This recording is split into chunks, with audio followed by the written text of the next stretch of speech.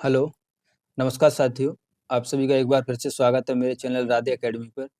तो आज के इस वीडियो लेक्चर में हम बात करेंगे कि यूजीसी नेट दिसंबर 2024 के लिए यूनिट 5 हम हिंदी कविता की श्रृंखला लेकर चल रहे थे। उसमें अब तक हमने स्मिता नंदन पंत और निराला और माधवी वर्मा जी की जितनी कविताएं हमारे सिलेबस में लगी हुई थी, वो कविताओं पर हमने बात कर ली है। आज हम नागार्जुन की जो कविताएं लगी हुई हैं 5 हमारे सिलेबस में, बादल को गिरते देखा है, खुरदरे पैर, अकाल और उसके बाद, और कालिदास और शासन की बंदूक। तो आज हम इन सब पर बात करेंगे। तो आइए आप देखते हैं।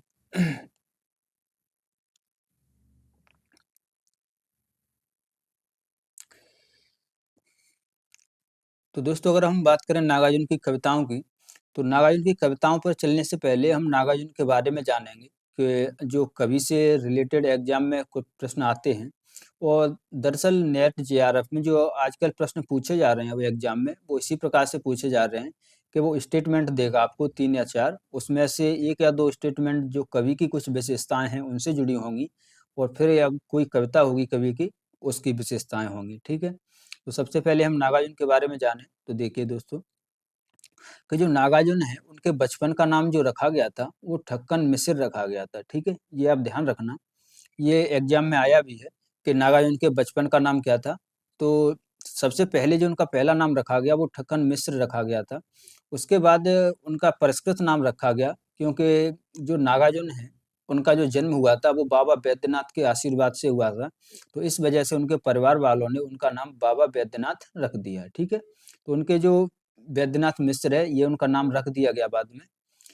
तो बाबा बैद्यनाथ के आशीर्वाद से जन्म हुआ था, इसीलिए परिष्कृत नाम रखा गया बैद्यनाथ मिश्र। ठीक है।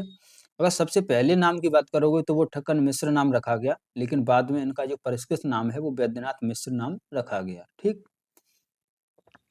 यात्री नागार्जुन का पहला साहित्यिक नाम था। ये संस्कृत और मैथिली में इसी नाम से कविताएं लिखते थे। ठीक है। यानी यात्री नाम से ये साहित्य में पहले जो अपनी कविताएं लिखते थे उनमें यात्री नाम से ही लिखते थे।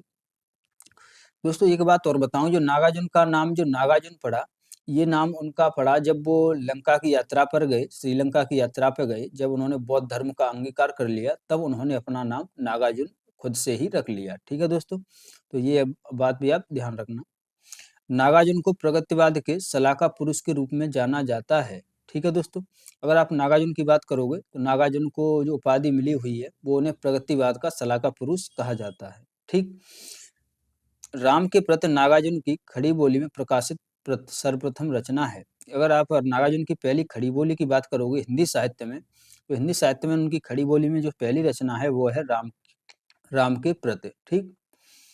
नागार्जुन की कविता राम के प्रति 1935 में साप्ताहिक पत्रिका विश्व बंधु में छपी थी। ठीक है, जो लाहौर से निकलती थी। नेक्स्ट है कि अपनी कविता प्रतिहिंसा ही स्थायी भाव है को नागार्जुन ने अपने साहित्य का मैनिफेस्टो कहा है। ठीक है। नागार्जुन एक प्रगतिवादी लेखक थे, और वो मार्क्सवादी विचारधारा, और जो प्रगतिवादी हैं वो मार्क्सवादी विचारधारा से सीधा संबंध रखते हैं। तो उसी में उनकी एक कविता निकली थी कि प्रतिहिंसा ही स्थायी भाव है। तो इसको स्वयं नागार्जुन ने मैनिफेस्टो कहा है, अपने साहित्य का मैनिफेस्टो कहा है। ठीक है दोस्तों। नेक्स्ट है कि पत्रहीन गाछ मैथिली भाषा में लिखा गया एक महत्वपूर्ण काव्य संग्रह है। नागार्जुन ने सबसे पहले जो अपना साहित्य लिखा हुआ है वो मैथिली भाषा में लिखा हुआ है, और ये बिहार से संबंध रखते थे। तो मिथिलांचल क्षेत्र में ये अपनी कविताएं करते थे। तो वहीं से उन्होंने मैथिल भाषा से शुरुआत की। तो उनका पहला जो काव्य संग्रह है वो पत्रहीन नग्न गाछ है। ठीक है, जिसमें 52 कविताएं संकलित हैं। इस पर इन्हें 1968 में नागार्जुन को साहित्य अकादमी पुरस्कार भी मिला हुआ है। ठीक है दोस्तों। नेक्स्ट है कि बच्चन सिंह ने नागार्जुन की कविताओं को नुक्कड़ कविता कहा है। अगर आप आलोचक बच्चन सिंह की बात करोगे तो उनकी कविताओं के संबंध में बोलते हुए बच्चन सिंह कहते हैं कि उनकी कविताएं ऐसी हैं जैसे नुक्कड़ कविता। ठीक है, जैसे नुक्कड़ नाटक होते थे जिन्हें कहीं भी खेला जा सकता था, कहीं भी गाया जा सकता था, उसी प्रकार नागार्जुन की कविताएं हैं, उन्हें उन्हें नुक्कड़ कविता कहा है। ठीक। नागार्जुन ने दीपक पत्रिका का संपादन रूप में कार्य भी किया। ठीक है, तो ये बात ध्यान रखना, नागार्जुन ने कौन सी पत्रिका का संपादन किया, तो वो दीपक पत्रिका थी। प्रीत का बयान कविता में नागार्जुन आजाद भारत के एक ऐसे अध्यापक की यथार्थ दशा का चित्रण करते हैं जिसको मृत्यु सुख के कारण हुई है। ठीक है। मृत्यु दुख के कारण हुई है, यहाँ पे दुख होगा दोस्तों, सुख नहीं दुख होगा। जो आपकी प्रेत का बयान कविता है, ये नागार्जुन की कविता है और इसमें नागार्जुन ने एक प्राइमरी स्कूल का अध्यापक होता है, उसकी मृत्यु हो जाती है और उसकी मृत्यु के पीछे जो कारण रहते हैं, तो वो ये रहते हैं कि उसकी तनख्वाह इतनी कम है कि वो अपना जीवन यापन नहीं कर रहा है और वो भूख से ही उसकी मृत्यु हुई है, ठीक है? तो जब वो प्रेत यानी यमराज के यहाँ जाता है, तो प्रेत उससे सवाल पूछता है कि तेरी मृत्यु कैसे हुई? तब वो बताता है कि मेरी मृत्यु भूख के कारण हुई है, ऐसी दशाएँ थीं। तो इसके माध्यम से नागार्जुन ने जो भारत की स्थिति थी आज़ादी के बाद उसका वर्णन किया है इसमें, ठीक है? फिर नेक्स्ट पॉइंट जो है दोस्तों इसे देखना कि जो हरिजन गाथा उनकी कविता है, ये कविता में दलितों की समस्याओं का मार्मिक चित्रण किया है। ठीक है, जो हरिजन गाथा है ये नागार्जुन की बहुत अच्छी कविता है और सबसे अच्छी कविताओं में इसको गिना जाता है नागार्जुन की। इसमें नागार्जुन ने अगर आपने देखा हो जैसे महाभोज में मन्नू भंडारी जी ने जो कथानक लिया हुआ है दलितों की समस्या के ऊपर, वही घटना का ज़िक्र हरिजन गाथा में नागार्जुन जी ने किया है। और ये संबंध है एक बेलची कांड हुआ था, जिसे बेलची कांड बोलते हैं, जिसमें करीब 10 से 12 जो दलित समुदाय के व्यक्ति थे, उनको जिंदा जला दिया था। तो उसी पर मन्नू भंडारी जी ने उपन्यास लिखा हुआ है महाभोज और उसी के ऊपर नागार्जुन ने कविता लिखी है हरिजन गाथा, ठीक है? नेक्स्ट है कि सिंदूर तिलमिल भाल नागार्जुन की प्रेम संबंधी महत्वपूर्ण कविता है। ये बात भी ध्यान रखना, इनकी जो सिंदूर तिलमिल भाल है, ये प्रेम संबंधी कविता है इनकी। आओ रानी नागार्जुन की व्यंग्य प्रधान कविता है, जिसमें ब्रिटेन की महारानी के भारत आने पर नागार्जुन ने यह कविता लिखी है, ठीक?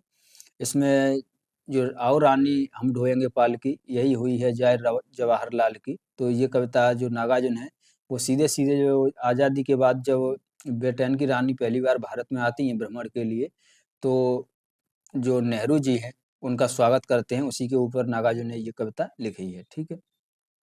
नेक्स्ट है कि नागार्जुन ने अपने समकालीन कवि केदारनाथ अग्रवाल के लिए ओ जनमन के सजग चितरे कविता लिखी है, ठीक है?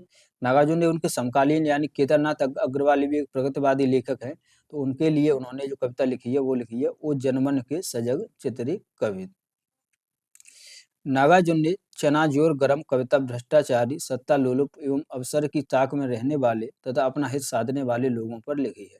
जो चनाजोर गरम है, ये भी उनकी लोकतंत्र से संबंधित कविता है, जिसमें उन्होंने जो भ्रष्टाचारी नेता लोग हैं, उन पर इसमें व्यंग किया हुआ है। नेक्स्ट है कि तनगई रीढ़ या तुम थी, नागार्जुन की प्रेम संबंधी कविता है। गुलाबी चूड़ियाँ नागार्जुन की वात्सल्य की महत्वपूर्ण रचना है, ठीक है? तो ये गुलाबी चूड़ियाँ ये भी इनकी प्रसिद्ध रचना है, जिसमें एक बस ड्राइवर होता है। तो एक जो नागार्जुन हैं वो प्रवृत्ति से घुमक्कड़ हैं, यात्री हैं, तो वो तो अपनी यात्राएँ करते रहते थे। तो जब वो एक बार यात्रा कर रहे थे, तो जो बस में बैठे थे, तो बस में उन्होंने देखा कि जो ड्राइवर है, ड्राइवर ने अपने पास ही जो बस का गियर होता है, वहीं पर अपनी बच्ची के लिए चूड़ियाँ जो छोटी-छोटी चूड़ियाँ होती हैं, वो उसने रख रखी थी। तो जैसे ही उन पर नज़र नागार्जुन की पड़ती है, तो उसी पर उन्होंने कविता लिखी है कि गुलाबी चूड़ियाँ, ठीक है? जिसमें कविता की पंक्ति है कि बस का ड्राइवर है तो क्या हुआ, वो भी तो एक बच्ची का पिता है। ऐसे करके कविता है, ठीक है दोस्तों? अब हम बात करते हैं नागार्जुन के प्रमुख काव्य संग्रह की। दोस्तों नागार्जुन के किसी भी कवि के जो हमारे पाठ्यक्रम में लगे हुए हैं, उनकी कोई भी कृति हो, कहानी हो, निबंध हो या कविता हो, उपन्यास हो, उनकी जो कृतियाँ हैं, उनको आप ज़रूर ध्यान रखिए। कम से कम उनको तो ज़रूर ध्यान रखिए जो हमारे सिलेबस में कवि लगे हुए हैं, ठीक है? तो आइए देखते हैं हम, क्योंकि इनसे सीधा प्रश्न पूछ दिया जाता है, इनमें से आपको 4 या 5 उनकी कृति दे देगा, उनको प्रकाशन वर्ष के हिसाब से पूछ देगा या पूछेगा कि इनमें से कौन-सी कृति उनकी नहीं है, ठीक है? तो सबसे पहले जो नागार्जुन की कृति है वो युगधारा है, जिसका प्रकाशन 1953 में होता है। इसके बाद है सतरंगे पंखों वाली, जिसका प्रकाशन वर्ष 1959 है। फिर है प्यासी पतराई आँखें, जिसका प्रकाशन वर्ष 1952 है। फिर भस्मांकुर, जिसका प्रकाशन वर्ष 1971, तालाब की मछलियाँ 1975, खिचड़ी विप्लव देखा हमने 1980, फिर है तुमने कहा था 1980, हजार हजार बाहों वाली 1981, पुरानी जूतियों का कोरस 1983, वो इस गुब्बारे की छाया में 1989। ठीक है दोस्तों, तो ये उनके प्रमुख काव्य संग्रह हैं, इन्हें ध्यान रखिए। अब हम बात करते हैं जो हमारे सिलेबस में कविता लगी हुई हैं। तो सबसे पहले जो कविता लगी हुई है, वह लगी है हमारी बादल को गिरते देखा है, ठीक है? ये नागार्जुन की बहुत अच्छी कविता है और इस बादल को गिरते देखा है कविता में नागार्जुन जी ने जो छायावादी दौर की कविताएँ चल रही थीं, जो प्रकृति चित्रण हो रहा था छायावाद में। तो छायावाद में अगर आप प्रकृति की बात करोगे तो उसमें उन्होंने अच्छी जो प्रकृति है, जो सुहावनी प्रकृति है, उसका ही चित्रण किया हुआ है। जिसमें निराला हो, चाहे महादेवी वर्मा हो, चाहे आप प्रसाद को देख लीजिए, सुमित्रा नंदन पंत को देख लीजिए, तो उन्होंने जो प्रकृति का चित्रण किया हुआ है, वो रूहानी प्रकृति का चित्रण किया हुआ है। उसमें आम आदमी केंद्र में नहीं है। लेकिन अगर आप नागार्जुन की बात करोगे, उन्होंने जो प्रकृति चित्रण किया हुआ है, ये उनकी विशेषता मानी जाती है। तो उन्होंने जो गाँव से जुड़े हुए, लोक जीवन से जुड़े हुए जो प्रकृति है, उसका चित्रण किया है, ठीक? तो बादल को गिरते देखा है कविता सबसे पहले 1939 में प्रकाशित होती है। जिसका बाद में संकलन युगधारा 1953 में किया जाता है। जब उनका पहला काव्य संग्रह निकलता है युगधारा, उसमें इसका संकलन किया गया है, ठीक? तो दोस्तों देखिए, इस कविता का कथ्य कि इस कविता में उन्होंने मानसरोवर यात्रा की मनोरम स्मृतियों को उकेरा है, ठीक है? एक बात ध्यान रखना, जो बादल को गिरते देखा है कविता 1939 में प्रकाशित होती है। इससे ठीक 3 साल पहले कामायनी रची गई थी जो जिसका प्रकाशन वर्ष 1936 है कामायनी का। तो कामायनी में जो जयशंकर प्रसाद ने जो मानसरोवर है, कैलाश पर्वत है, उसका किस प्रकार से वर्णन किया है, उसी बात को जब नागार्जुन कैलाश पर्वत पर जाते हैं उसकी यात्रा पर, कामायनी पढ़ने के बाद में, तो जब उन्होंने वहाँ पर देखा मानसरोवर को तो उसका उन्होंने भी चित्रण किया है, लेकिन दोनों के चित्रण में कितना अंतर है, भिन्न है और वो एक प्रकार से जो जयशंकर प्रसाद जी हैं, उनको जवाब भी दे रहे हैं। तो आगे हम देखेंगे, कविता पढ़ेंगे तब। तो ये जो कविता है वो उनकी मानसरोवर यात्रा की है, ये आप ज़रूर ध्यान रखना। जिसमें वे दुर्गम घाटियों के मनोरम दृश्य का वर्णन करते हैं, जिसमें छोटी-छोटी नदियाँ हैं, झीलें हैं, ओस की बूंदों हैं, हंस के झुंड हैं। दोस्तों किसी कविता में अगर किसी प्राणी या किसी जीव का नाम आता है, तो ये आप ध्यान रखिए क्योंकि नेट में ऐसे भी प्रश्न पूछे जा रहे हैं।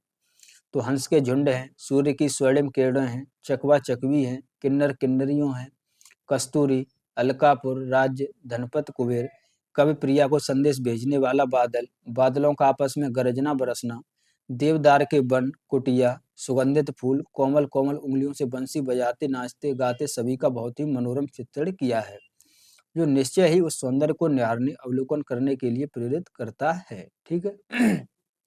तो ये तो जो बादल को घिरते देखा है, ये इसकी मेन थीम हो गई। एक बात ध्यान रखना इसमें, ये आप लिख लीजिएगा, नोट कर लीजिए कि जो हंस के झुंड है, इसमें हंसों का भी इसमें वर्णन किया है, उन्होंने हंसों को लिया है। चकवा-चकवी पक्षी हैं, इनको भी लिया है और अगर आप मनुष्य की बात करोगे, तो मनुष्य का मात्र थोड़ा-सा ही अंत में जो अंतिम पंक्तियाँ हैं, उनमें परिचय आता है जिसमें उन्होंने आदिवासी समाज है जो किन्नर-किन्नरियाँ किन्नर समाज है उसका उन्होंने वर्णन किया है, ठीक है? कस्तूरी मृग है यानी हिरण का भी इन्होंने वर्णन किया है, अलकापुर राज्य का वर्णन किया है, धनपत कुबेर की जो नगरी थी वो और देवदार के वन हैं। ठीक है दोस्तों, तो इनका उन्होंने वर्णन किया हुआ है। अब हम देखते हैं कविता। कविता में दोस्तों इस कविता की पंक्तियाँ ध्यान रखिए। इस कविता को आप हो सके तो पंक्तियों को ऐसे ध्यान रखिए कि अगर पहले से पैरा में से और अंतिम पैरा में से बीच में से अगर आपको पंक्तियाँ दे दे तो आप उसे क्रम से लगा सकें, ठीक? तो देखिए कि अमल धवल गिर के शिखरों पर बादल को घिरते देखा है। छोटे-छोटे मोती जैसे उसके शीतल तुहिन कणों को मानसरोवर के उन स्वर्णिम कमलों पर गिरते देखा है, बादल को घिरते देखा है। तो सुबह का समय है, नागार्जुन जब मानसरोवर पर गए हैं तो सुबह का समय है। उस सुबह के समय में जो कैलाश पर्वत है, मानसरोवर, वो कैसा दिख रहा है कि अवल धवल गिर के शिखरों पर, यानी जो गिर यानी जो पहाड़ है, उसके शिखर यानी ऊँचाई पर, उसकी चोटी पर कैसा लग रहा है, उन्होंने बादल को घिरते देखा है। अगर आप पहाड़ों की बात करोगे, तो पहाड़ों में तो बादल बिल्कुल नीचे ही होते हैं, तो बादल को उन्होंने घिरते देखा है।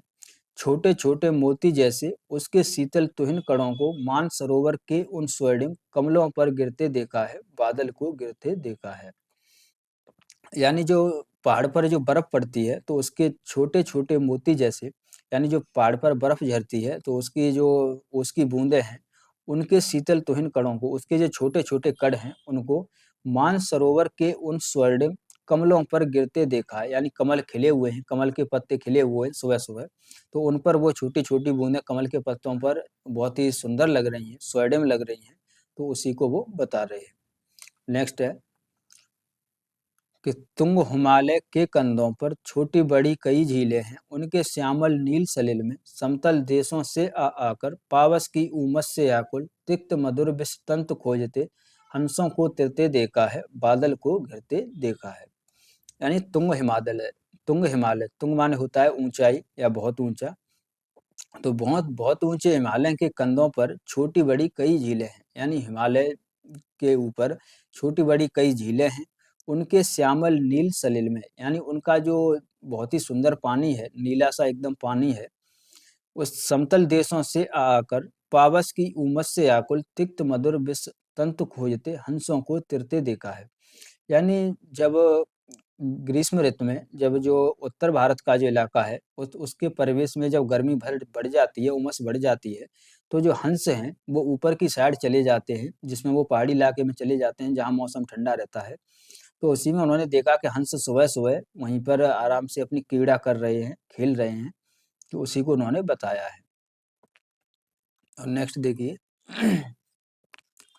नेक्स्ट है कि ऋतु बसंत का शुभ प्रभात था, मंद मंद था अनिल बह रहा, बालारूढ़ की मृदु किरणें थीं, अगल बगल स्वर्णाभ शिखर थे, एक दूसरे से विरहित हो, अगल बगल रहकर ही जिनको सारी रात बितानी होगी, निशा काल से चिर अविशापित बेबस उस चकवा चकवी का बंद हुआ क्रंदन फिर उनमें, उस महान सरोवर के तीरे शैवालों की हरी दरी पर प्रलय कलय छिड़ते देखा है, बादल को गिरते देखा है।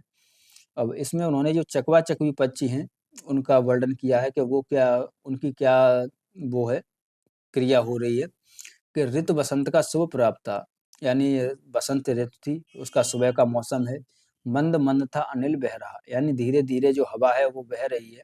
बालारूढ़ की मृदु किरणें थीं, यानी बालारूढ़ यानी ये इसका संधि विच्छेद करोगे तो बाल और अरूढ़ होगा, यानी बाल माने छोटा, अरूढ़ माने सूर्य, यानी जो छोटा जब सूर्य उग रहा है तो वो छोटा ही दिख रहा है, तो छोटा सूर्य है और वो उग रहा है, तो उसकी जो मृदु किरणें हैं, यानी जब सूर्य की जो किरणें आ रही हैं सुबह-सुबह जो प्यारी लग रही हैं, वो अगल-बगल सोरडाब शिखर थे, यानी जो बर्फ के जो पहाड़ बने हुए थे, यानी जो बर्फ के छोटे-छोटे से जो ढेल बने हुए थे, उन पर जब वो किरणें पड़ती हैं, तो वो ऐसे लग रही हैं, क्योंकि सुबह जब सूर्य की किरणें होती हैं, तो उसकी रोशनी हल्की लाल होती है, थोड़ी पीली-सी होती है, तो जब वो उस पे पड़ती हैं, तो ऐसा लग रहा है जैसे सोने की बूंदें हों, ऐसी वो लग रही हैं।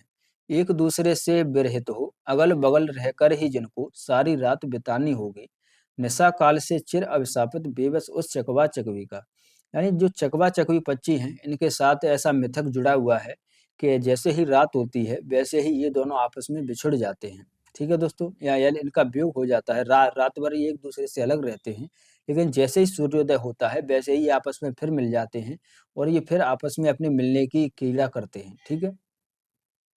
तो उसी को नागार्जुन जी बता रहे हैं कि अगल-बगल रहकर ही जिनको सारी रात बितानी होगी, निशा काल से चिर अविशापित, यानी निशा काल यानी रात से ही जो एक-दूसरे से अविशापित हैं, यानी एक-दूसरे से अलग हैं, बेबस उस चकवा-चकवी का बंद हुआ क्रंदन क्रंदन फिर उनमें, उस महान सरोवर के तीरे, यानी फिर जैसे ही सुबह हो गया है, तो फिर उनका वो क्रंदन है यानी रोना-धोना एक-दूसरे को जो वो चिल्लाते हैं एक-दूसरे से मिलने के लिए, तो जैसे ही वो आपस में देखते हैं, तो फिर वो बंद हो जाता है।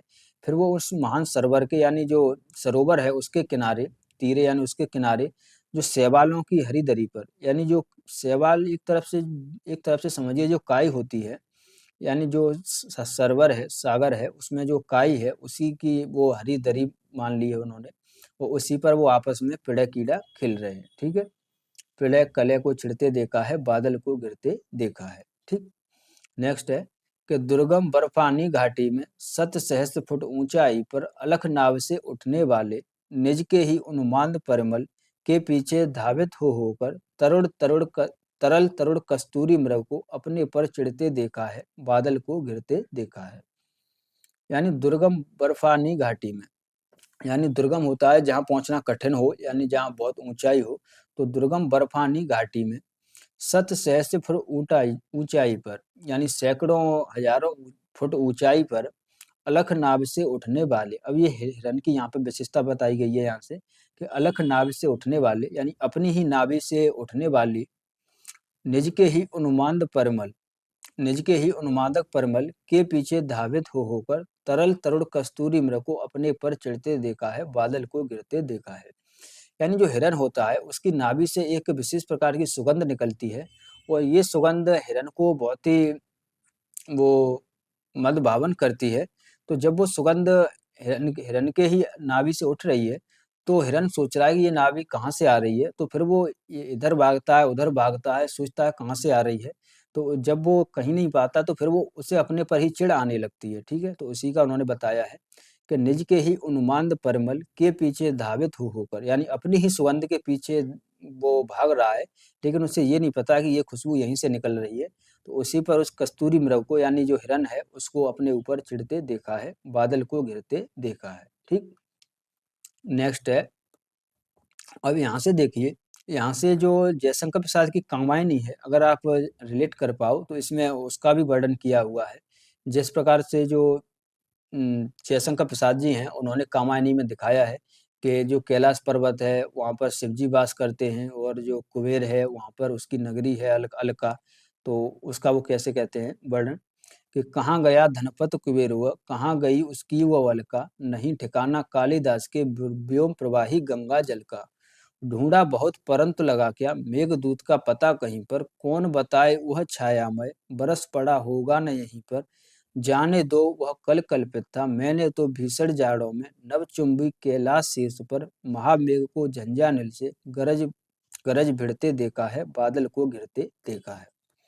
यानी जो नागार्जुन है वो कहते हैं कि कहाँ गया धनपत कुबेर हुआ, कहाँ गई वो उसकी अलका।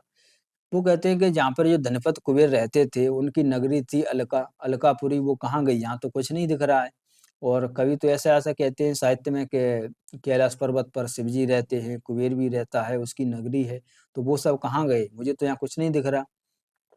फिर आगे वो कालिदास की जो रचना है जो मेघदूत, उसमें उन्होंने एक बादल को संदेशा लेकर भेजा था अपनी प्रेयसी के लिए, उसके बारे में पूछते हैं कि नहीं ठिकाना कालिदास के व्योम व्योम प्रवाही गंगा जल का। यानी जो कालिदास का जो बादल था यानी जो गंगा जल लेके जाता था, गंगा जल के समान था, तो वो भी नहीं है। ढूंढा बहुत परंतु लगा क्या, मेघदूत का पता कहीं पर, यानी मैंने तो बहुत देखा, मुझे तो वो कहीं नहीं मिल रहा है। जो मेघदूत है यानी जो बादल दूत बन के जाता है तो वो मुझे कहीं नहीं मिला। कौन बताए वह छायामय बरस पड़ा होगा न यहीं पर, यानी कौन जानता है, क्या पता वो यहीं पर बरस पड़ा हो। जाने दो वह कल कल्पित था, यानी वो कह रहे हैं कि उसे छोड़ो, वो तो कवि कल्पित था, वो तो कवि की सिर्फ कल्पना मात्र थी, ऐसा कुछ नहीं है। मैंने तो भीषण जाड़ों में नवचुंबी कैलाश शीर्ष पर महामेघ को झंझानिल से गरज गरज भिड़ते देखा है, बादल को घिरते देखा है। यानी जो नागार्जुन है वो कह रहे हैं कि मैंने तो इतनी सर्दी पड़ रही है भीषण जाड़ों में, जो कैलाश गगनचुंबी है यानी कैलाश के जो आकाश है, जो चोटी है, उस पर मैंने जो बादल है उन बादलों को आपस में सिर्फ भिड़ते ही देखा है। जब बादल आपस में भिड़ते हैं तो उनकी गर्जना होती है, मैंने तो सिर्फ वही देखा है, ठीक। नेक्स्ट देखिए कि सत सत निर्झर निर्झर निर्झर निकल मुखरित देवदारू कानन में सोड़ित धवल भोजपत्रों से छाई हुई कुटी के भीतर रंग बिरंगे और सुगंधित फूलों से कुंतल को साजे इंद्रनील की माला डाले शंख सूर्य के सुगढ़ गलों में कानों में कुवलय लटकाए सतदल लाल कमल बेड़ी में रजत रचित मण खलित कलामय पान पात्र द्राक्षास पूरित रखे सामने अपने अपने लोहित चंदन की त्रिपदी पर नरम निदाग बाल कस्तूरी मृग छालों पर पलथी मारे मर्दारुड़ आंखों वाले उन्मद किन्नर किन्नरियों की मृदुल मनोरम अंगुलियों को बंसी पर फिरते देखा है, बादल को गिरते देखा है। अब इस दृश्य में देखिए जो किन्नर किन्नरी समाज है उसका वर्णन किया है, वो वहाँ पे कैसे रह रहे हैं और वो उनकी जो क्या क्या क्रियाएं हैं, तो उसका वर्णन देखिए उन्होंने कैसे बताया है कि सत सत निर्झर रज निर्झर निकल, यानी सैकड़ों सैकड़ों जो वहाँ पर निर्झर है उसमें मुखरित देवदारू कानन में, यानी जो देवदारू के पेड़ हैं, देवदारू के वन है, कानन माने वन होता है और देवदारू एक पेड़ होता है, तो देवदारुओं का जो वन है उसमें शोणित धवल भोजपत्रों से छाई हुई कुटी के भीतर, यानी उसके जो भोजपत्रों का जो एक पेड़ होता है, उसके पेड़ों की पत्तियों से उन्होंने एक कुटिया बनाई हुई है। तो छाई हुई कुटी के भीतर रंग बेरंगे और सुगंधित फूलों से कुंतल को साजे, और उन्होंने कुटिया पर अपने जो कुटिया बनाई हुई है उसके आसपास उन्होंने रंग बिरंगे सुगंधित फूल भी लगाए हैं और उस पे लताएं भी हैं। इंद्र नील की माला डाले शंख सुरी के सुगढ़ गलों में, और जो किन्नर किन्नरी हैं वो ये माला भी डाले हुए हैं इंद्र नील की, यानी भगवान शिव की माला भी डाले हुए हैं और शंख सुरी के सुगढ़ गलों में, और उनके जो गले हैं वो शंख सुरी के हैं, यानी एकदम से जो जो मोस्ट ब्यूटीफुल होती है वही समझ लीजिए। कानों में कुबले लटकाए, कानों में कुबले लटकाए सतदल लाल कलम बेड़ी में, रजत रचित मण खलिज कलाम है, पान पत्र द्राक्षा सब पूरित रखे सामने अपने अपने, यानी कानों में वो कुंडलों को लटकाए हुए हैं और रजत रचित मण खलित कलाम है, यानी रजत माने होता है चांदी, यानी चांदी के पात्रों में, यानी चांदी का जो पात्र है वो उनके सामने रखे हुए हैं।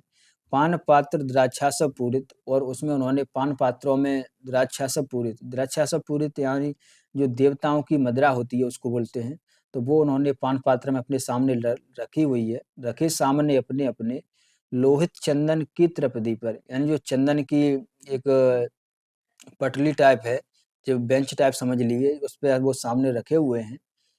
नरम निदाग बाल कस्तूरी, और सामने उनके एक छोटे से हिरन है, छोटे से हिरन का जो जो मांस होता है, नरम निदाग बाल कस्तूरी, यानी छोटे से उन्होंने हिरन को भूंगा हुआ है, उसी पर उन्होंने रखा है। मृग छालों पर पलथी मारे, और जो हिरनों की जो छाल होती है, यानी जो हिरन की जो खाल होती है, उसी को उन्होंने बिछाया हुआ है, क्योंकि यहाँ दरी तो हो नहीं सकती, वो वन में रहते हैं, तो उसी पर उन्होंने पालथी मार कर बैठे हैं। मदरा अरुण आँखों वाले उन, यानी मदरा का रोष उन पर छाया हुआ है। एकदम से जो किन्नर किन्नरी हैं उनकी पार्टी का वर्णन किया है कि उनकी पार्टी कैसे होती है, यानी आराम से मदरा उनकी आँखों पर चढ़ चुकी है। तो उसी को बता रहे हैं कि मदरा अरुण आँखों वाले उन, उन्मद किन्नर किन्नरियों की मृदुल मनोरम उंगलियों को बंसी पर फिरते देखा है, बादल को गिरते देखा है। ठीक है दोस्तों, यानी वो आराम से अपनी बंसी बजा रहे हैं, आराम से उनका खाना-पीना चल रहा है, तो उसका उन्होंने वर्णन किया है, ठीक? तो दोस्तों ये जो-जो मैंने हाइलाइट किया हुआ है इसमें, तो इन नामों को ज़रूर ध्यान रखना, और उस अब हम बात करते हैं नेक्स्ट कविता पर। नेक्स्ट कविता है हमारी, वह है मनुष्य हूँ। इसमें जो नागार्जुन हैं, वो कवि समाज का वर्णन करते हैं, और कवि समाज का वर्णन करते हुए कहते हैं कि जो कवियों के प्रति जो धारणाएँ बन रही हैं, उन्हीं धारणाओं का वो खंडन करते हैं, और जो कवि समाज की जो समस्याएँ हैं, उनको भी सामने लेकर इसमें आते हैं, ठीक है? तो मनुष्य हूँ कविता में उन्होंने कवि समाज का वर्णन किया है। 3 पदबंध हैं इस कविता में, यानी 3 पैराग्राफ हैं कविता में। प्रश्न शैली में ये कविता उन्होंने लिखी हुई है। वो प्रश्न पूछते हैं, यानी प्रश्न टाइप में। संवाद आत्मकथात्मक है इसमें, ये भी देखने को मिलेगा। मनुष्य हूँ कविता का मूल विषय एक कवि समाज द्वारा समाज की स्थितियों का चित्रण है। इस कविता में कवि ने अपने आप को मानव के रूप में प्रस्तुत किया है, ठीक? तो देखिए, अब हम कविता की बात करते हैं कि नहीं कभी क्या मैं थकता हूँ, अहो रात्र क्या नील गगन में उड़ सकता हूँ, मेरे चित कबरे पंखों की भास्वर छाया क्या न कभी स्तंभित होती है, हरे धान की स्निग्ध छटा पर उदड़ मूंग की निबिड़ जटा पर आखिर मैं तो मनुष्य हूँ, आखिर मैं भी तो मनुष्य हूँ। यानी जो कवि है वो कह रहा है कि मैं मनुष्य हूँ, ये मैं कवि हूँ वो बात मेरी समझ में आती है, लेकिन उससे पहले मैं भी तो एक मनुष्य हूँ, मुझे भी तो थकान होती है। अहोरात्र क्या नील गगन में उड़ सकता हूँ, मेरी भी कुछ इच्छाएं होती हैं, मेरी भी कुछ आकांक्षाएं होती हैं, उनमें मैं भी जो अपनी कल्पनाएं होती हैं उनमें उड़कर मैं भी उड़ सकता हूँ। मेरे चित्त कबरे पंखों की भास्वर छाया, यानी जो मेरे सपने हैं, मेरे जो चित्त कबरे, यानी मेरे सपनों में भी मेरे जो सपने हैं वो भी तो उनकी भी मैं भी तो कल्पना करता हूँ। मेरी भी इच्छाएँ हैं, उन इच्छाओं के प्रतिरूप मैं भी तो चल सकता हूँ। क्या न कभी स्तंभित होती हैं, हरे धान की स्निग्ध छटा पर, उदड़ मूँग की निबिड़ जटा पर, आखिर मैं भी तो मनुष्य हूँ। ठीक। नेक्स्ट है कि उरूर हित सारद है जिसका, एकमात्र पहिया है जिसमें, साथ साथ घोड़ों व रथ नहीं चाहिए, मुझको नियत दिशा का वो पथ नहीं चाहिए, पृथ्वी ही मेरी माता है। ठीक है। अब इसमें जो कवि है वो कहना चाह रहा है कि उरु रहित सारथ है जिसका, यानी इसमें अगर आप सारथी यानी जो अर्जुन है, जो अर्जुन थे महाभारत में, तो अर्जुन का जो रथ था वो 7 पहियों वाला था। तो वो कह रहे हैं कि मुझे वो 7 पहियों वाला रथ नहीं चाहिए। यानी इसमें अगर आप देखोगे तो इन पंक्तियों में जो नागार्जुन हैं, वो पुरानी जो रूढ़ियाँ हैं उनका खंडन करते हैं, और वो किस प्रकार से करते हैं, तो वो कह रहे हैं कि मुझे 7 जो पहियों वाला रथ नहीं चाहिए, एकमात्र पहिया है जिसमें, मुझे सिर्फ़ एक लीक पर चलने वाला जो काम है वो मैं नहीं चाहिए मुझे, एकमात्र पहिया है जिसमें, सात-सात घोड़ों का वो रथ नहीं चाहिए, मुझको नियति दिशा का वो पथ नहीं चाहिए। यानी जो पहले से आपने एक रास्ता बनाया हुआ है, एक नियति पर चलने वाले, उसको वो मुझे नहीं करना है, मुझे उससे हटकर चलना है, ठीक है? यानी जो रूढ़ियाँ हैं, उनको तोड़ते हुए मुझे जो समाज में नई धारणाएँ हैं, उनको उत्पन्न करना है। पृथ्वी ही मेरी माता है। यानी मुझे एक दिशा में नहीं चल रहा है, पूरी पृथ्वी ही हम तो देखेंगे, पूरी पृथ्वी पर घूमेंगे। ज़रूरी थोड़ी है कि हम एक ही बात को लेकर चलें। इसे देखकर हरित भारत मन कैसा प्रभावित हो जाता है, और जब ये सब होगा, तो हम भी भारत को नए तरीके से बनाएँगे। उसमें ज़रूरी थोड़ी है एक ही बात को लेकर हम चलें। तो जब वो भारत बनेगा, पूरी पृथ्वी जिसमें एक साथ चलेगी, तो वो कितना दृश्य अच्छा होगा। सब हैं इस पर जीव जंतु नाना प्रकार के, तृण तरु लता गुल्म भी बहुविध, चंद्र है, सूर्य है, ग्रह गण भी हैं। यानी वो कहते हैं कि इस पृथ्वी पर सब कुछ है, इस ब्रह्मांड में सब कुछ है, सबको साथ लेकर चलेंगे, जिसमें नाना प्रकार के जीव जंतु हैं, तृण तरु यानी पेड़ पौधे हैं, लताएं हैं, ठीक है, यानी बेलें हैं, गुल्म है, चंद्र भी है, इस पर सूर्य भी है, और अन्य चंद्र ग्रहण भी हैं, ग्रह भी हैं। नेक्स्ट है कि शत सहस्र संख्या में बिखरे तारे भी हैं, यानी सैकड़ों हजारों संख्या में बिखरे इस पर तारे भी हैं, सब हैं इस पर, कालकूट भी यहीं पड़ा है, अमृत कलश भी यहीं रखा पड़ा है, नीली ग्रीवा वाले उस मृत्युंजय का बाप भी यहीं है, अमृत प्राप्ति के हेतु देवगढ़ नहीं दोबारा, अब ठग सकते हैं दानव कुल को। अब दोस्तों देखिए, नागार्जुन एक प्रगतिवादी हैं, और प्रगतिवादी में जब समीक्षक इस कविता की समीक्षा करते हैं तो वो इस प्रकार से करते हैं कि एक तरफ से जो शोषक समाज है, शोषक समाज को उन्होंने इसमें लिया है कि कालकूट भी यहीं पड़ा है, अमृत कलश भी यहीं रखा पड़ा है। यानी जिस प्रकार से पहले आदिकाल में जब समुद्र मंथन हुआ था, तो समुद्र मंथन में जो विष और अमृत निकला हुआ था, तो शिव जी ने क्या किया था कि जो अमृत था वो तो देवताओं के हक में चला गया, और जो असुर थे यानी राक्षस थे उनको सिर्फ़ विष ही विष मिला, और जो विष मिला हुआ था वो सिर्फ़ असुरों को मिला हुआ था, और उसी में जो शिवजी हैं उन्होंने विष विष भी पिया था, तो उसको वो कह रहे हैं कि तुमने वो मात्र झूठा विष पी लिया था, तो उससे क्या है? जो आज के ज़माने में जो मेहनत मज़दूर कश इंसान है, उसके हिस्से में सिर्फ़ विष ही तो आ रहा है, उसके हिस्से में उसकी कमाई तो नहीं आ रही है, और जो सब आ रहा है वो शोषक समाज के में आ रहा है। तो वो कहते हैं कि अमृत कलश भी यहीं रखा पड़ा है, यानी अब जब समुद्र मंथन होगा, अमृत कलश यहाँ पे है, तो अब जब होगा, तो नीली ग्रीवा वाले उस मृत्युंजय का बाप भी यही है, अमृत प्राप्ति के हेतु देवगढ़ नहीं दोबारा अब ठग सकते। यानी अब दोबारा जो देवता लोग हैं, वो सिर्फ अमृत की प्राप्ति नहीं करेंगे, अब अमृत और विष बराबर सब में बटेगा, ठीक है? अब दानव कुल को वो नहीं ठग सकते, ठीक? यानी जो शोषित समाज है उसको वो नहीं ठग सकते। अब देखिए, अब जो नेक्स्ट कविता है वो है खुरदरे पैर। इसका प्रकाशन दोस्तों, इसका जो वो संकलन है, वो सतरंगी पंखों वाली उनका काव्य संग्रह है, जिसका प्रकाशन 1959 है, इसमें किया जाता है, ठीक है?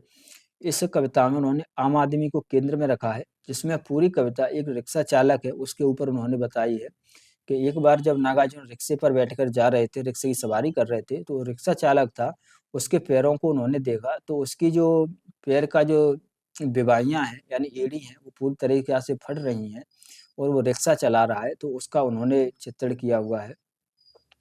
तो यह कविता एक रिक्शे वाले की है, जो अपनी रोजी-रोटी कमाने के लिए बाहर चला जाता है।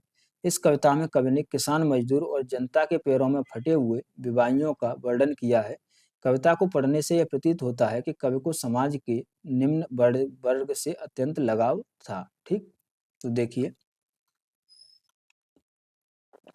कविता के खूब गए दूधिया निगाहों में फटी विवाहियों वाले खुरदरे पैर। यानी कवि बैठा हुआ है, वो रिक्शा चालक रिक्शा चला रहा है अपना, तो एकदम से उनकी निगाह जैसे ही रिक्शा वाले के पैरों पर पड़ती है तो वो कह रहे हैं कि खूब गए दूधिया निगाहों में, यानी उनकी जो आंखें हैं तो उनकी आंखों में, यानी उनकी आंखों में उन्होंने देखा कि फटी विवाहियों वाले खुरदरे पैर, यानी उनकी निगाह में जैसे ही उनके उसके जो फटी विवाहियों वाले खुरदरे पैर गए तो धस गए कुसुम कोमल मन में गुंठल गंठों वाले कुलिस कठोर पैर। यानी वो दृश्य देख करके उनके जो कोमल मन है, यानी जो नागार्जुन का कोमल मन है कवि का, तो उसमें वो दृश्य धस गया है। दे रहे थे गति रबड़ विहीन ठूंठ पैडलों को, चला रहे थे एक नहीं दो नहीं तीन तीन चक्र, कर रहे थे मात्र त्रिविक्रम वामन के पुराने पैरों को, नाप रहे थे धरती का अनहद फैसला घंटों के हिसाब से ढोए जा रहे थे। यानी जो रिक्शा चालक है तो वो लगातार रिक्शे को चला रहा है, यानी दे रहे थे गति, उसके पैर जो लगातार है वो रिक्शा को गति दे रहे थे, और जिसमें वो रबड़ विहीन ठूठों पेडलों पर, यानी अगर आपने देखा हो तो जो साइकिल या रिक्शा होता है तो उसमें जो पेडल होते हैं तो पेडल में एक रबड़ की जो पटली टाइप लगाई जाती है जिससे जो बल है वो पूरा लग सके, लेकिन उसके पेडलों में मात्र कील थी, उसमें वो पेडल नहीं थे। तो वो वही बात यहाँ पे कही गई है कि रबड़ रबड़ विहीन ठूंठ पेडलों पर, यानी उसका सिर्फ जो कील थी, ठूंठ ही ठूंठ था, उसी पर वो दाव लगा रहा था। चला रहे थे एक नहीं दो नहीं तीन तीन चक्र, कर रहे थे मात्र त्रिविक्रम वामन के पुराने पैरों को, नाप रहे थे धरती का अनहद फैसला घंटों के हिसाब से ढोए जा रहे थे। यानी जो वो रिक्शा चालक था, वो घंटों के हिसाब से सवारियों को ढोए जा रहा था, धरती को नापे जा रहा था अपने उन्हीं पैरों से। देर तक टकराए उस दिन इन आँखों से बेपैर, भूल नहीं पाऊँगा फटी विवाहियाँ, खूब गईं दूधिया निगाहों में, धँस गईं कुसुम कोमल मन में। यानी जो नागार्जुन हैं, वो कह रहे हैं कि वो दृश्य मेरी आँखों में धँस गया है, उसे मैं भूल नहीं पाऊँगा। देर तक टकराए उस दिन आँखों से बेपैर, भूल नहीं पाऊँगा फटी विवाहियाँ, यानी मैं उसके वो पैर हैं, वो उसकी फटी विवाहियाँ हैं, खुरदरे पैर, उनको मैं भूल नहीं पाऊँगा। खूब गईं दूधिया निगाहों में, धँस गईं कुसुम कोमल मन में। यानी वो मेरे मन में, कोमल मन में वो दृश्य धँस गया है। ठीक है? अब दोस्तों जो नेक्स्ट कविता है हमारी, वह है अकाल और उसके बाद। ये भी उनकी जो कविता है वो सतरंगी पंखों वाली 1959 जिसका प्रकाशन वर्ष है, तो इसमें संकलन हुआ है। तो कविता है अकाल और उसके बाद, और जिसका संकलन है सतरंगी पंखों वाली 1959। ठीक है दोस्तों? अगर इस कविता की बात करूँ तो इसमें जो नागार्जुन जी हैं, उन्होंने 1943 का जब बंगाल का अकाल पड़ा था बंगाल में, तो उसका उन्होंने वर्णन किया है। इसमें 2 पदबंध हैं, मात्र 2 पदबंध, यानी 8 पंक्तियों की पूरी कविता है, और इन 8 पंक्तियों में कवि ने अकाल से पहले का और अकाल से बाद का कितना सजीव चित्रण किया है, उसे देखिए आप। और ये सिर्फ उन्होंने अकाल का वर्णन सिर्फ मनुष्य के रूप में नहीं किया है, और साथ में अकाल के रूप में जब अकाल पड़ता है तो सिर्फ उससे मनुष्य ही प्रभावित नहीं होता, उससे सभी जीव जंतुओं पर क्या असर पड़ता है, यानी सभी परेशान होते हैं, उसका उन्होंने चित्रण किया है। ठीक है? तो देखिए कि कई दिनों तक चूल्हा रोया चक्की रही उदास, कई दिनों तक कानी कुतिया सोई उसके पास, कई दिनों तक लगी भीत पर छिपकलियों की गश्त, कई दिनों तक चूहों की भी हालत रही शिकस्त। दाने आए घर भर के अंदर कई दिनों के बाद, धुआं उठा आंगन से ऊपर कई दिनों के बाद, चमक उठी घर भर की आंखें कई दिनों के बाद, कोय ने खुजलाई पांखें कई दिनों के बाद। ठीक है दोस्तों? तो जो पहले की 4 पंक्तियाँ हैं, इसमें अकाल से पहले का वर्णन है, यानी जब घर में कुछ भी नहीं है, और जो अंतिम 4 पंक्तियाँ हैं, ये घर में जब कुछ आ जाता है, यानी अकाल की स्थिति जब खत्म हो जाती है, उसकी पंक्तियाँ हैं। ठीक? दोस्तों, इससे इस कविता से प्रश्न आपको किस प्रकार से आएगा, तो यूजीसी नेट 2024 में इस कविता से जो प्रश्न पूछा गया था, वो इस प्रकार से पूछा गया था कि इसमें जो उन्होंने जंतुओं के नाम दिए हुए हैं, जैसे कुतिया है, छिपकलियाँ हैं, चूहा है और कौए हैं, इन चारों को दिया हुआ था और पूछा था कि इन्हें कविता में आए हुए क्रम के हिसाब से लगाइए। यानी पहले कविता की पंक्तियों में कौन आता है, तो सबसे पहले कुतिया आती है, फिर छिपकलियाँ, फिर चूहा, फिर कौआ। तो इस प्रकार से आपको लगाना था। ठीक है? तो आप कविता में विशेष रूप से ये ध्यान रखिए, अगर किसी जीव जंतु या पक्षी की बात हो रही है या किसी विशेष मानव की बात हो रही है, किसी का नाम आया है, तो वो भी आप ध्यान रखते चलिए, ठीक है, क्योंकि यूजीसी नेट में इसी प्रकार के प्रश्न आ रहे हैं। तो देखिए कि कई दिनों तक चूल्हा रोया, चक्की रही उदास, यानी कई दिनों तक चूल्हा रोया है, यानी कई दिनों तक चूल्हा है वो सुलगा ही नहीं है। चूल्हा ऐसे ही चूल्हा है वो जला ही नहीं है, क्योंकि घर में कुछ है ही नहीं। जब घर में अनाज बनाज कुछ होगा तब तो खाना पीना बनेगा, तभी तो चूल्हे का काम होगा। चक्की रही उदास, और चक्की भी उदास है, क्योंकि घर में अनाज नहीं है तो पिसाई किसकी होगी। कई दिनों तक कानी कुतिया सोई उनके पास, और जो कुतिया है यानी जो कुत्ते और जो बिल्ली है उनका किस प्रकार से जो हमारे घर से जुड़े हुए होते हैं, तो वो भी उनको भी खाने को कुछ नहीं मिला है, तो वो भी उन्हीं के पास सोए हुए हैं। कई दिनों तक लगी भीत पर छिपकलियों की गश्त, यानी कई दिनों तक छिपकलियां हैं वो भी भीत पर घूम रही हैं, क्योंकि जब घर में कुछ है ही नहीं, जब कीट पतंगे भी नहीं उठ रहे, क्योंकि अगर रोशनी होगी, अगर घर में जब पहले का वर्णन है, तो पहले क्या होता था कि दीपक जलाया जाता था, तो दीपक की रोशनी में ही कीट पतंगे आते थे। तो जब दीपक घर में तेल ही नहीं है तो दीपक कैसे जलेगा, जब दीपक ही नहीं जलेगा, रोशनी ही नहीं होगी, तो कीट पतंगे कैसे आएंगे, तो छिपकलियों को भी वो भी नहीं मिल पा रहे हैं। कई दिनों तक चूहों की भी हालत रही शिकस्त, यानी कई दिनों तक जो चूहे हैं वो भी भूख से व्याकुल घूम रहे हैं, क्योंकि घर में दाने वाने है ही नहीं, अनाज है ही नहीं जो चूहे अपने खा लें। तो ये तो हो गया पहले, अकाल से पहले का वर्णन, ठीक है, कि घर की क्या हालत है। लेकिन अब जब नेक्स्ट पंक्तियां हैं इनमें देखिए, इनमें अनाज घर के अंदर आता है, उसके बाद घर भर पर क्या प्रभाव पड़ता है कि दाने आए घर के अंदर कई दिनों के बाद, यानी कई दिनों के बाद घर में अनाज आया है, राशन आया है। धुआं उठा आंगन से ऊपर कई दिनों के बाद, यानी अब कई दिनों के बाद जैसे ही राशन आया है तो फिर चक्की भी चलेगी, चूल्हा भी जलेगा, तो चूल्हा जला है तो धुआं उठा है, ठीक है। चमक उठी घर भर की आंखें कई दिनों के बाद, अब जैसे ही राशन घर के अंदर आ गया तो अब सबको लालसा हो गई कि चलो अब खाना मिलेगा। तो अब सब घर में जो भी सदस्य हैं उनकी आंखें खिल गई हैं कि चलो अब कुछ खाने को मिलेगा। कोय ने खुजलाई आंखें कई दिनों के बाद, तो अब कोय हैं जो कोय के बारे में एक मिथक ऐसा जुड़ा हुआ है कि जैसे ही कोय को ये पता चल जाता है कि अब खाना खाना मिलने वाला है, तो वो अपनी चोंच को खुजलाने लगता है, ठीक है। तो कोय ने खुजलाई पाके कई दिनों के बाद, ठीक है दोस्तों। अब हम जो नेक्स्ट कविता है वो देखेंगे कालिदास।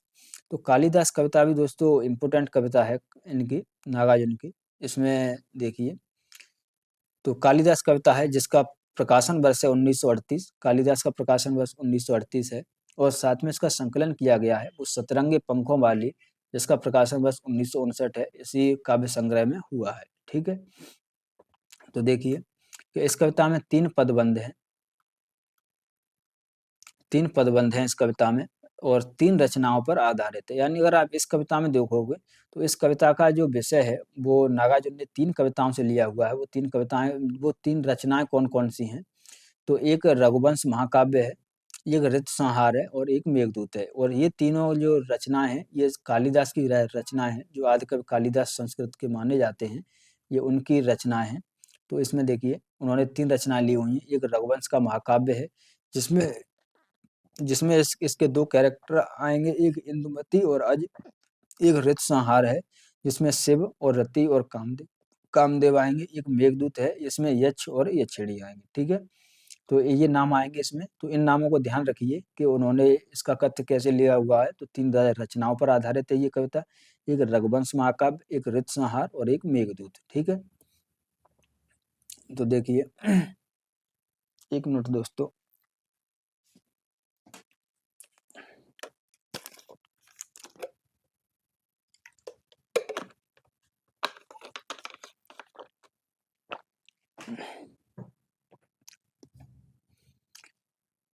तो आइए देखिए कविता कि कालिदास सच सच बतलाना, इंदुमती के मृत्यु शोक से अज रोया या तुम रोए थे, कालिदास सच सच बतलाना। अब इसमें जो नागार्जुन है वो कालिदास की जब रचनाओं को पढ़ते हैं तो इसमें जो उनका वर्णन देखते हैं तो इतना मार्मिक वर्णन उन्होंने कालिदास ने किया हुआ है। तो कालिदास पूछ रहे हैं कि अच्छा कालिदास सच सच बताओ, ये तुम्हारा रोना है या ये इंदुमती के शोक में, यानी जो इंदुमती और अज हैं ये दोनों प्रेमी प्रेमिका थे, तो उसमें जब कह रहे हैं कि ये अज रोया था या ये तुम रोए हो, ये उसकी कहानी है या ये तुम्हारी कहानी है, ठीक है। तो कालिदास सच सच बतलाना, इंदुमती के मृत्यु शोक से अज रोया या तुम रोए थे, कालिदास सच सच बतलाना। नेक्स्ट है कि शिवजी की तीसरी आंख से निकली हुई महाज्वाला में घृत मिश्रित सूखी समिधासम, कामदेव जब भस्म हो गया, रथ का क्रंदन क्रंदन सुन आंसू से, तुमने ही तो द्रग धोए थे, कालिदास सच सच बतलाना, रत रोई या तुम रोए थे। पहले उन्होंने अज और इंदुमती का शोक लिया, अब जो दूसरा है उसमें उन्होंने शिवजी की तीसरी आंख से निकली हुई महाज्वाला में, यानी जब शिवजी की तीसरी आंख से जो महाज्वाला निकली थी, घृत मिश्रित सूखी समिधासम। समिधा का मतलब होता है दोस्तों, समिधा का अर्थ होता है जो हवन में जलाए जाने वाली लकड़ी होती है, उसी को कहते हैं।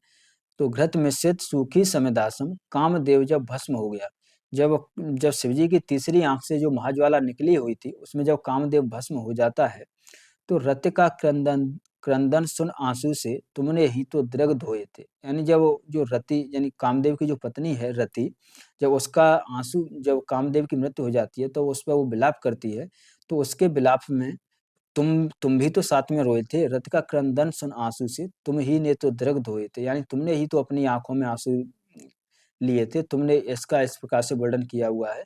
कालिदास सच सच बतलाना, रत रोई या तुम रोए थे। नेक्स्ट है कि वर्षा ऋतु की स्निग्ध भूमिका, प्रथम दिवस आषाढ़ मास का, देख गगन में श्याम घनघटा, विदुर यक्ष का मन जब उचटा, खड़े खड़े तब हाथ जोड़कर, चित्रकूट के सुभग शिखर पर, उस बेचारे ने भेजा था जिनके ही द्वारा संदेशा, उन पुष्करावृत मेघों का साथी बनकर उड़ने वाले, कालिदास सच सच बतलाना, पर पीड़ा से पूर पूर हो, थक थक कर वो चूर चूर हो, अमल धवल गिर के शिखरों पर, प्रियवर तुम कब तक सोए थे, रोया यक्ष के तुम रोए थे, कालिदास सच सच बतलाना। यानी इसमें जो कह रहे हैं कि ऋतु बसंत की स्निग्ध भूमिका, यानी बसंत ऋतु थी।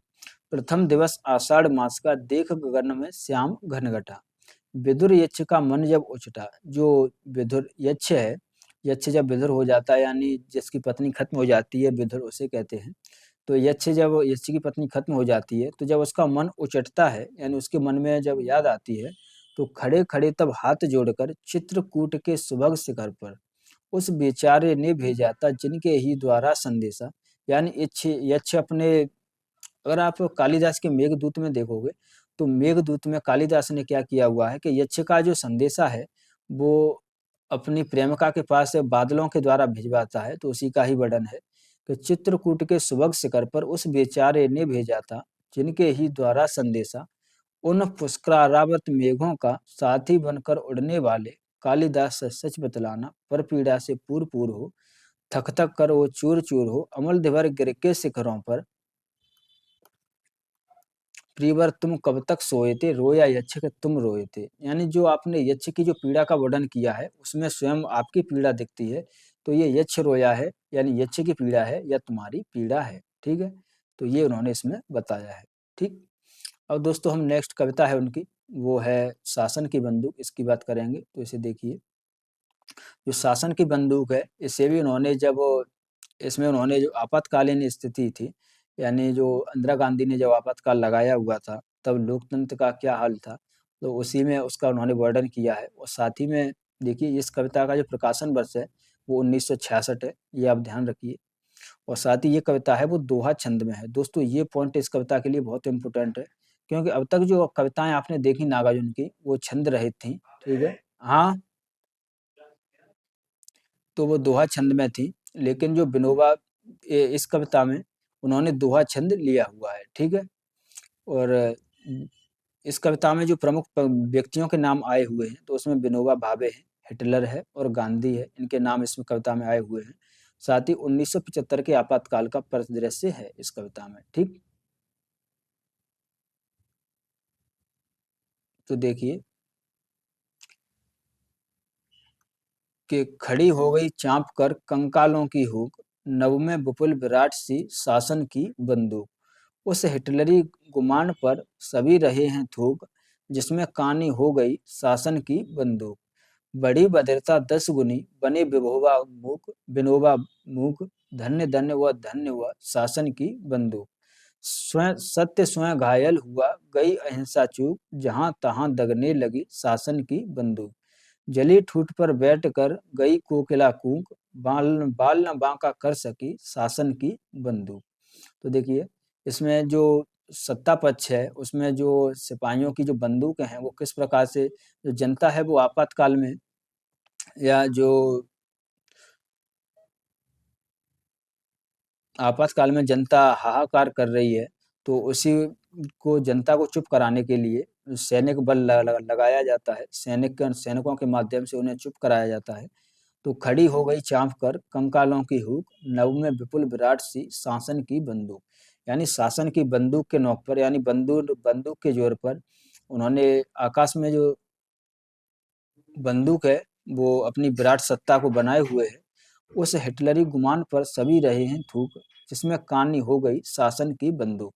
यानी जो हिटलरी सत्ता है, हिटलर के समान जो सत्ता है, तो उसी का उन्होंने वर्णन किया है कि हिटलर की गुमानी जो सत्ता है, उसमें जो शासन की बंदूक के ऊपर जो आप शासन कर रहे हो जनता के प्रति, ये सही नहीं है, ये नागार्जुन कहते हैं। बड़ी बधिरता 10 गुनी बने विनोबा मूक, यानी इतनी जो विनोबा भावे हैं, बड़ी बधिरता यानी वो भी बहरे हो गए हैं, उनका बहरापन भी 10 गुना हो गया है। जो विनोबा बनते थे, धन्य हुआ शासन की बंदूक। सत्य स्वयं घायल हुआ गई अहिंसा चूक, जहां तहां दगने लगी शासन की बंदूक। यानी जो गांधी जी का जो मूल्य था अहिंसा का मूल्य, तो वो उसका भी अब कोई मूल्य नहीं रहा, क्योंकि अब सत्य स्वयं घायल हुआ, यानी जो सही है अब वो घायल हो रहा है, यानी लोगों की बात है वो नहीं सुनी जा रही है, अहिंसा भी कोई मायने नहीं रख रही है, और जहां तहां देखो शासन की बंदूक, यानी शासन की बंदूक के नाक पर ही लोकतंत्र चल रहा है। जली ठूंठ पर बैठ गई गई कोकिला कूक, बाल न बांका कर सकी शासन की बंदूक। ठीक है दोस्तों, तो दोस्तों कैसी लगी आपको ये नागार्जुन की कविताएं? तो दोस्तों जो एग्जाम के पॉइंट ऑफ व्यू से जो महत्वपूर्ण तथ्य थे वो मैंने आपको सामने रखे, साथ ही हमने कविता का पाठ भी किया। एक बार आप स्वयं पढ़ेंगे तो आपको और ज़्यादा अच्छा समझ आएगा। तो मिलते हैं दोस्तों नेक्स्ट वीडियो में। तो ज़्यादा से ज़्यादा दोस्तों मेरी वीडियो को शेयर कीजिए और मेरे चैनल को सब्सक्राइब करिए, और हो सके तो शेयर भी कीजिएगा। ठीक है दोस्तों, मिलते हैं नेक्स्ट वीडियो में। धन्यवाद।